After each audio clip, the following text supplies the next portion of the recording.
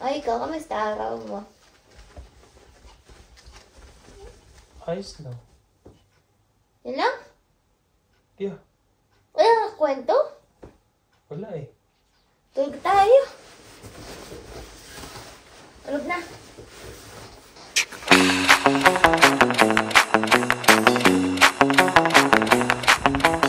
Good morning everyone. Magandang umaga sa inyong lahat. And ngayon samahan niyo ako sa aking first vlog dito sa Canada. And ito ang aking mga alaga.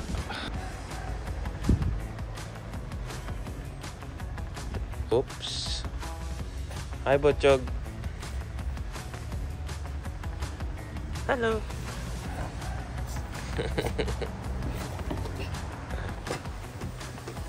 Yan ang misis ko.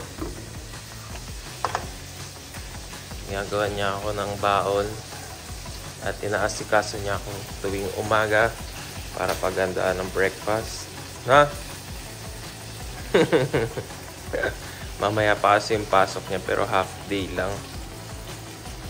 Pag busy yan, ako naman ang kikilos.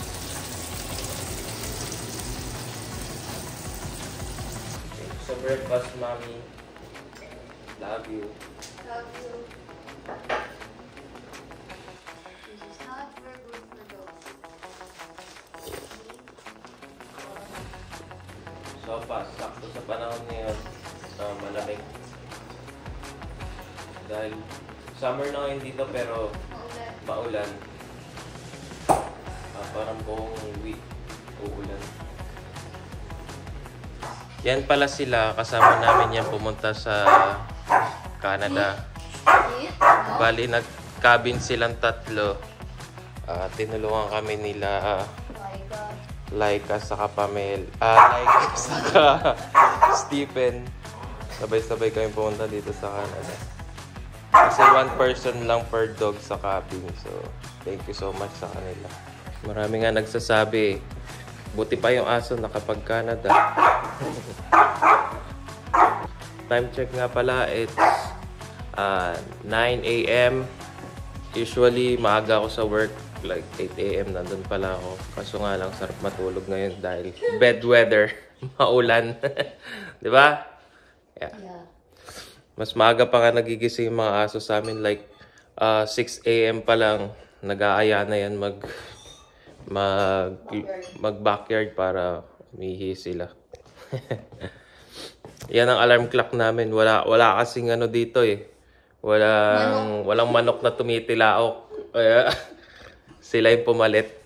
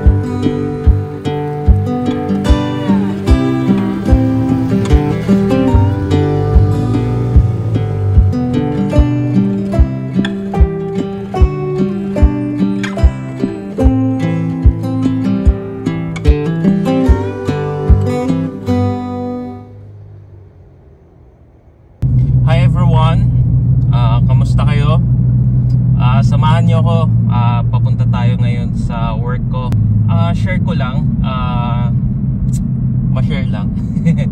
Simula nung dumating kami dito sa Canada, naghanap ako ng mga animation jobs dito sa Alberta, Canada. Dito kasi kami ngayon nakatira sa Alberta. And mostly ng animation jobs is nasa Toronto and Vancouver.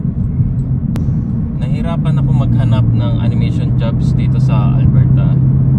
And iniisip ko na noon kung mag-change career na ba ako, ganyan. Buti na lang din meron akong dalang trabaho dito, which is remote work sa Australia.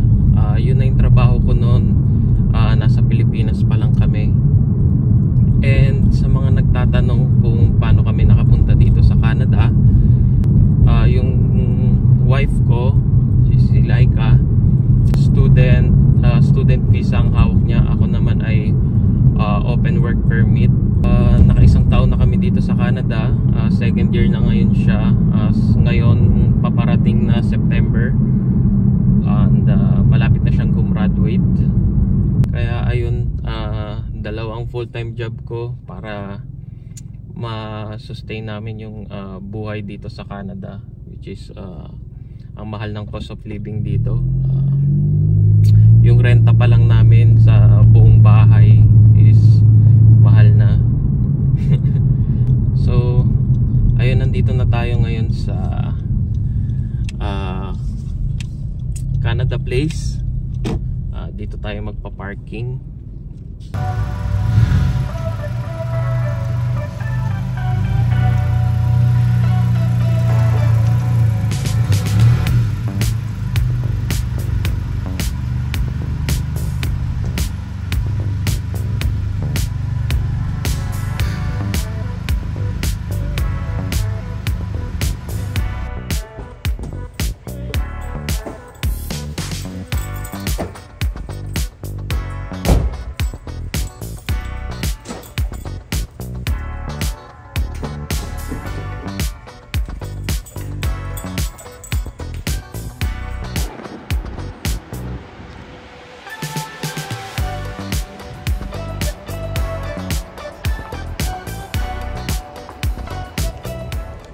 Yun, naglalakad tayo ngayon papunta sa office namin.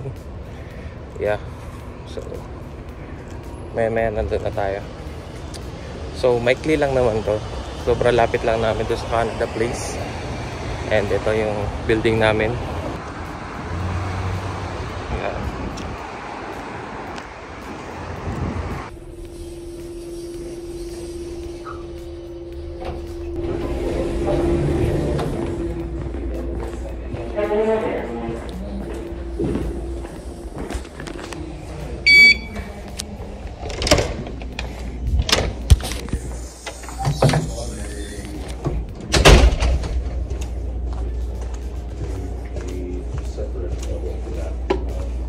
Morning.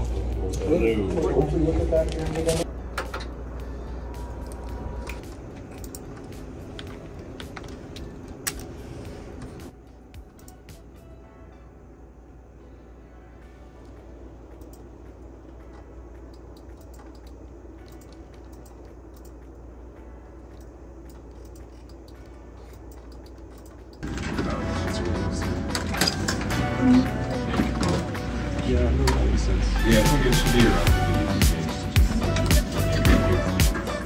with a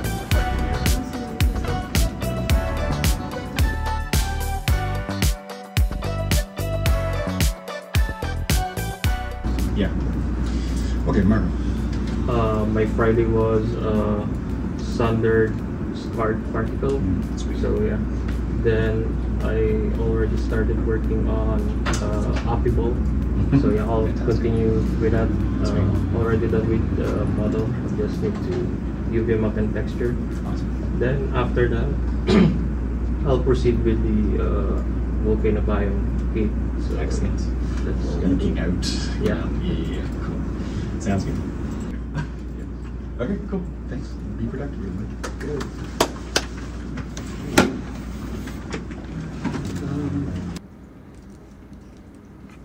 Ayan, nagsuot ako ng VR headset. Quest 3S pala ang gamit ko dyan. Ang ginagawa ko, tinitest ko yung sa headset kung okay ba yung VFX na ginawa ko.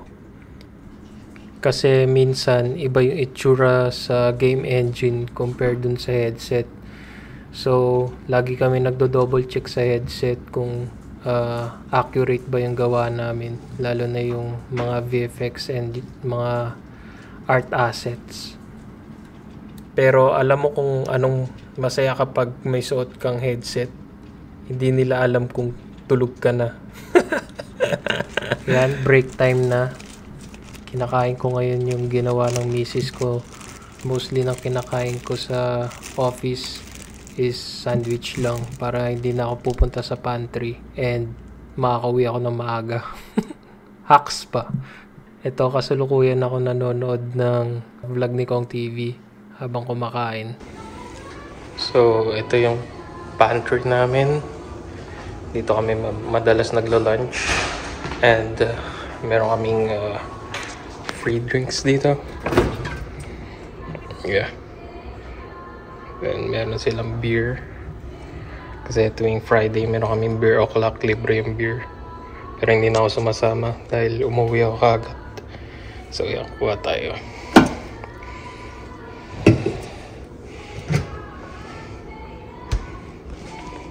Then pwede ka rin magtimpla ng kape mo rito.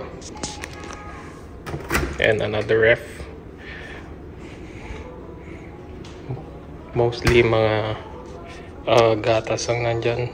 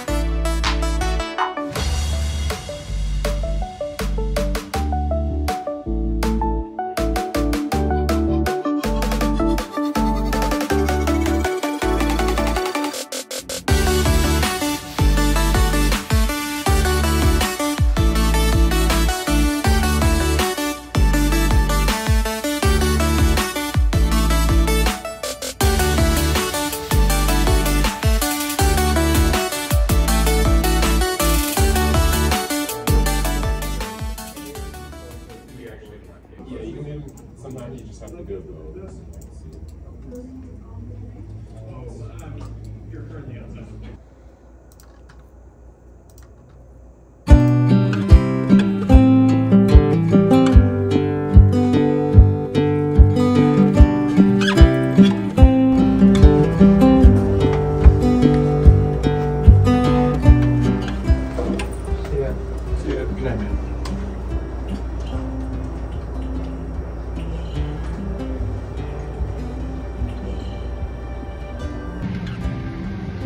Hey everyone!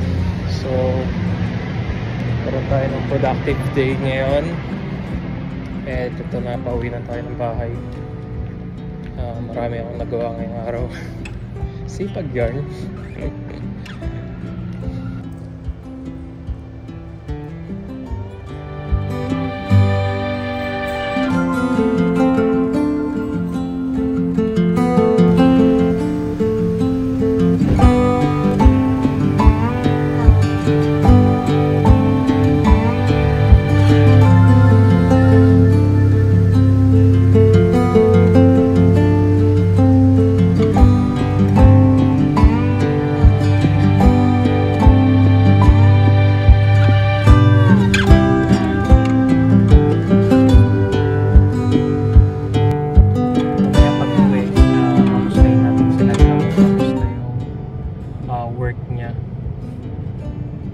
Pasensya na kayo kung hindi ko ganong napakita kung ano yung mga ginawa ko dahil confidential yung project namin. So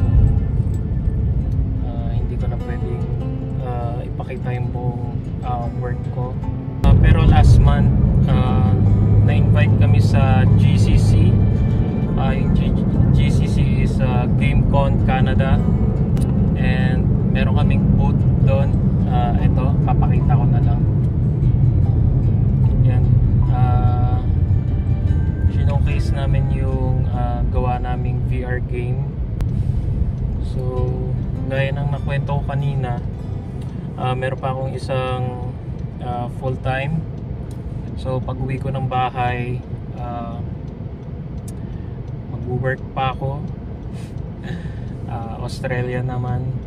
Buti na lang, hindi nagsasabay yung work ko sa Australia saka dito sa Canada. Ang work ko dito is mula 8 AM hanggang 4 PM. And then yung work ko sa Australia is 6 PM until like 2 AM. Pero kapag hindi ako busy, hindi ko na tinatapos hanggang 2 AM. Then ang maganda dito sa work ko din dito sa Canada, maganda dito is hybrid ang schedule. Nasa office kami ng Monday, Wednesday, and Friday, and then Tuesday and Thursday work from home kami. So flexible yung oras namin. I'm so blessed na nakakapag-work ako ngayon dito sa Canada ng hindi na iba yung field ko, dahil kadalasan ng nagmamigrate dito sa Canada is naiiba yung field nila. Maybe because I have a strong portfolio, and ang nagustuhan nila sa akin nung naalala ko nung in-interview nila ako is bukod sa nag-a-animate ako, marunong ako mag-modeling, texturing, marunong din ako gumamit ng Unreal. And then nung nandyan na ako, kaya sinabi ko rin kasi sa kanila na fast learner ako. So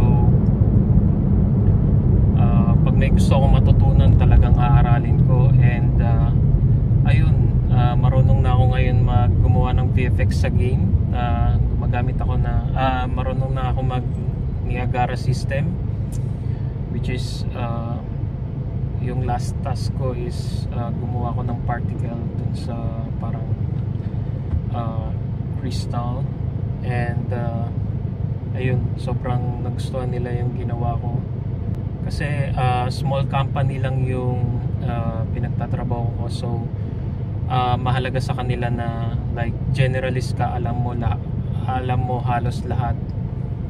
So yun yung naging edge ko dun sa other applicant. Ang nangyayari is yung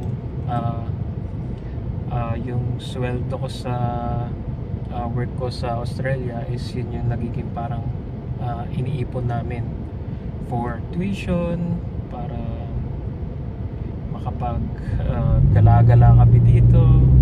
Yan, marami na kaming napuntahan. Last month nasa Vancouver kami, nanood kami ng Beanie concert.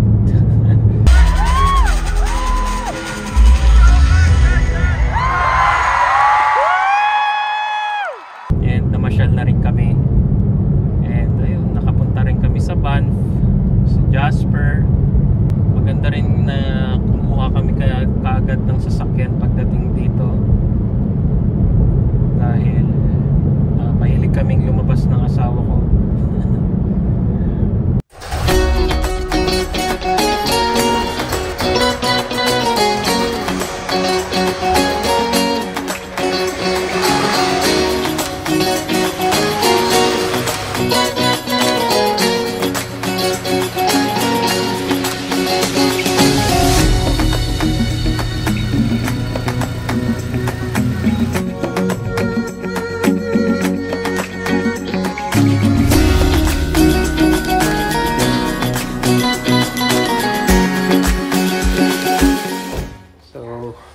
Nakauwi na tayo ng bahay. Tignan lang, parang 30 minutes lang ako bumiyahe. Nga pala, itong mga kalat dito sa garage. Ito, gym equipments yan, treadmill and parang yung equipment na malaki sa gym.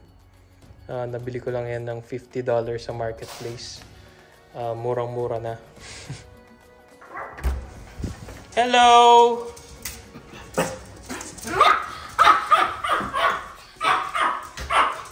Wow! Nakadamit to. Kamusta kayo? Ingay mo naman. Where's your mom? Nasaan ang nanay?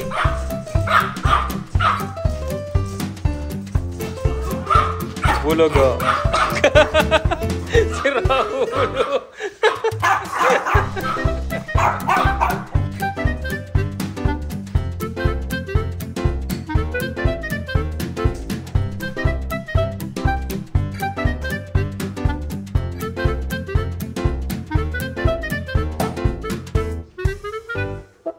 Kumusta araw mo, B?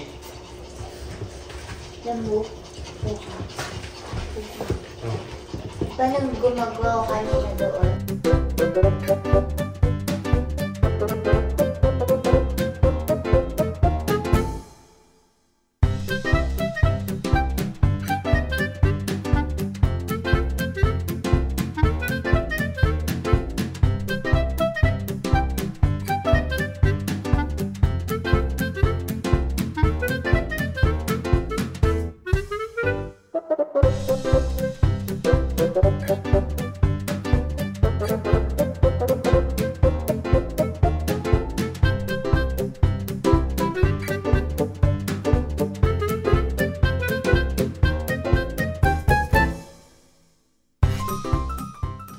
Ay, ikaw, kamusta araw mo? Ayos na. Yun lang? Yeah. Wala kang kwento? Wala eh. Tulog tayo. Tulog na.